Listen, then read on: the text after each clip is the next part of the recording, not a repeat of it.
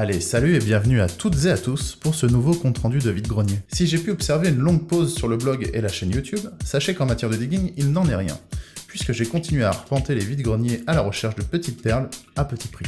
Comme la saison estivale des vide-greniers est bien avancée, je vous propose un petit retour sur le mois d'avril dernier, avec ce compte-rendu de mes trouvailles disques et DVD.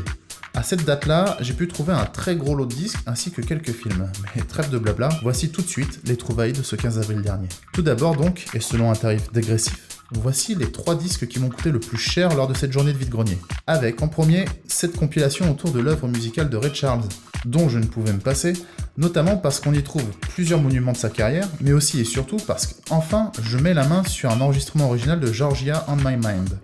Ceux qui ont vu et aimé comme moi la série Code Quantum, vous savez quelle importance revêt cette chanson.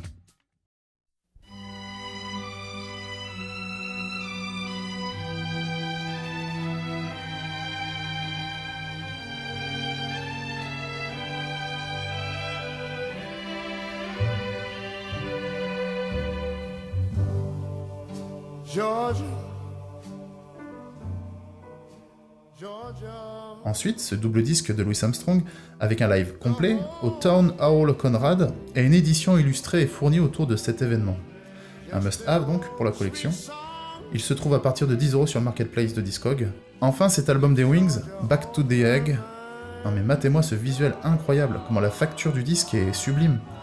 Chaque face a son nom propre. La side 1 s'appelle Sunny Side Up, la side 2 s'appelle Over Easy. Back to the Egg, Retour à l'œuf, c'est le 7ème, mais c'est aussi le dernier album des Wings. Il est basé sur un concept de groupe fictif, un principe d'écriture assez répandu, on va dire de Sgt Pepper, des Beatles, jusqu'au Reflector d'Arcade Fire.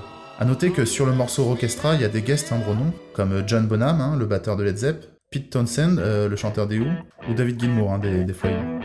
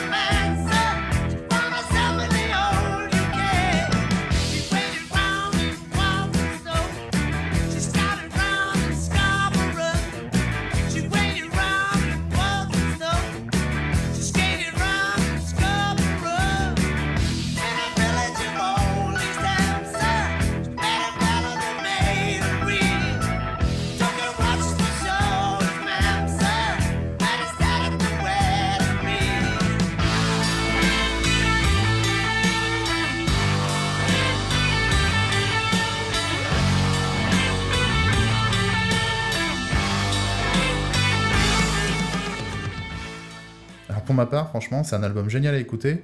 Je trouve qu'il a super bien vieilli, et avec ce genre de morceaux, j'ai presque l'impression de retrouver l'influence que cet album a pu avoir sur des personnes comme, le Nick Cave de Boatman Call. Je pense au morceau Green Eyes. How many million miles down?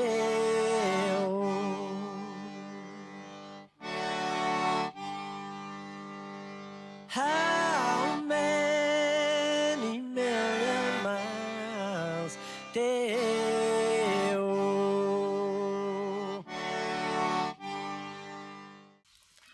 Allez, on accélère un peu le rythme avec quelques disques négociés 2€. Le Night Out d'Helen Foley, produit par Mick Ronson et Ian Hunter. Le guitariste Peter Carr. Le guitariste Pete Carr avec l'album Multiple Flash. Et enfin, Gabor Szabo avec le génial Night Flight. On intensifie le name dropping, puisque voilà maintenant les disques qui m'ont coûté 1€. Voici donc l'OST de Who's That Girl, l'OST de La Bamba, un album de Charlie Lee Couture, et cet album de Paul Desmond, First Place Again, dans un très mauvais état, mais que j'ai pu rabibocher comme j'ai pu, et puis surtout que j'ai nettoyé comme j'ai pu, et qui passe maintenant sans problème sur la platine. Le disque date de 64 tout de même. Il se vend à partir de 30€ sur le marketplace de Discog. Enfin, pour finir ce tour d'horizon des disques trouvés ce jour-là, il y avait un stand avec une remorque dans laquelle il y avait tout un broc-à-brac de fils de fer, d'objets rouillés, de cartons pourris. Et puis quelques disques qui finissent par attirer mon attention. Alors je demande un tarif et le monsieur me dit, en soufflant, 20 centimes le disque. Ok, no problemo. je regarde et voici ce que je trouve. C'est 2 albums de Pat Benatar, avec Get Nervous et Precious Time. Il y a aussi ce Klaus Schulze, Black Dance. Il y aurait encore beaucoup à dire sur le bonhomme, sa discographie, les illustrations de ses pochettes, de ses disques, etc. Mais bon, le temps nous est compté. Alors je continue avec ce Quartz, album éponyme de ce groupe français des années 70. Et pour finir le lot, Space Heart, avec l'album Trip in the Head Center, à la pochette très très originale. Je vais aller un peu loin, mais j'ai parfois l'impression d'entendre aussi des sonorités et des teintes italiennes, goblinesques. Voilà pour les disques de cette session vide-grenier. Voici maintenant les films, pour 1 euro pièce. Alors le Conjuring de James Wan, incontournable du cinéma de genre mainstream récent. Le Ratatouille de Brad Bird, toujours pas regardé. Et puis le Podane de Jacques Demy, toujours pas vu non plus. Et enfin ce Dernier des Géants, The Shootist en VO, de Don Siegel, avec John Wayne dans son ultime rôle. Un film extraordinaire, une grosse claque de cinéma dont je ne peux résister de vous en dire un peu plus dans une prochaine vidéo, probablement un hors-série que je lui consacrerai. Un must parmi les musts. Non mais sincèrement, ce film, c'est de la tuerie interplanétaire. Bon, et pour finir cette session du 15 avril dernier, 2 jeux de société, 1 euro pièce, avec ce Milborn Tintin, super joli et carrément super bêta, et puis ce Scotland Yard, qui date probablement de la même époque que moi, et auquel, malgré les nombreux jeux que j'ai pu essayer durant ma vie d'enfant et d'adolescent, je n'ai jamais joué. Et puis, le 22 avril, dans un autre bled, non loin de chez moi, c'est le principe, toujours regarder à côté de chez soi, j'ai pu choper quelques disques également avec cet énigmatique Iron Butterfly, intitulé In Gada Davida. Non mais regardez un peu ce visuel, on est en plein 68, et difficile de vous cacher que ce qui nous attend à l'écoute, c'est un rock psychédélique pur jus.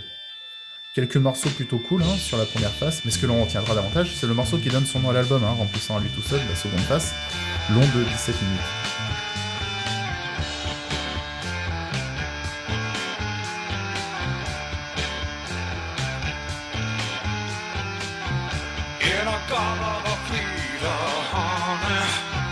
Don't you know that I'm loving you?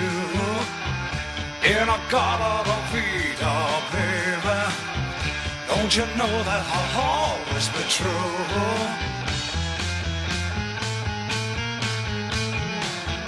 Oh, won't you come with me?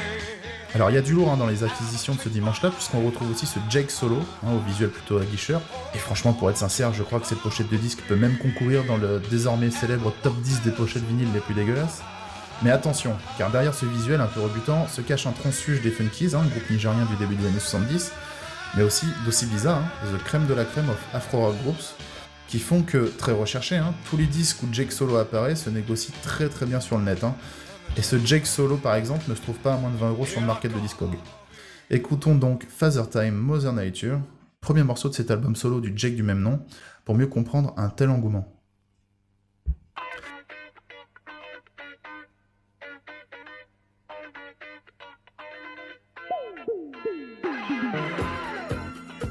Ah oui, et au fait, si on cherche un peu, il y a 2 femmes sur l'album. Joan Stone en backing vocals et Sonia Solo sur Greetings. Ce qui veut dire 2 choses, que peut-être ce sont les 2 femmes sur la pochette, et aussi que l'une des 2 peut être la femme ou la sœur de Jake. Alors une autre bonne surprise ce jour-là, franchement, c'est le Donna Hightower, sur lequel on retrouve Georgia on My Mind, encore une fois, puis My Funny Valentine, ou encore cette reprise des Beatles, qui a pas mal attiré ma curiosité.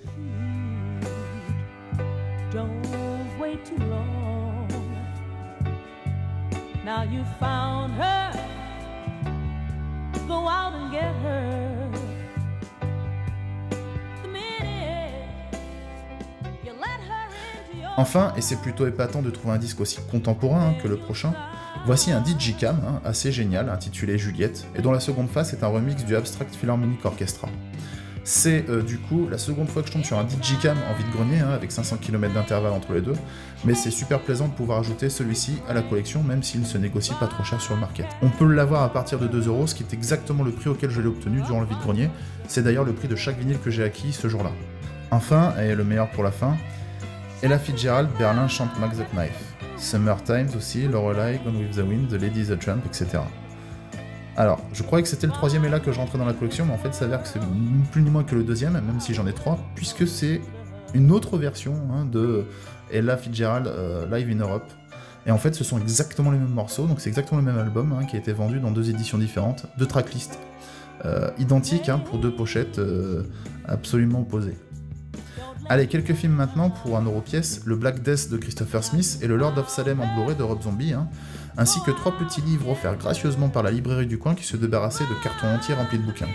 J'ai pris La mort au diable de George Sand, j'ai pris Infirmière de l'air d'Ellen Wells, et Bennett et ses grenouilles de Anthony Buckridge. Voilà, ça en est fini pour ce compte rendu de Vide-Grenier du mois d'avril 2018. Restez connectés, d'autres sont à venir. D'ici là, diguez bien et prenez soin de vous. Allez, je vous laisse, à très bientôt.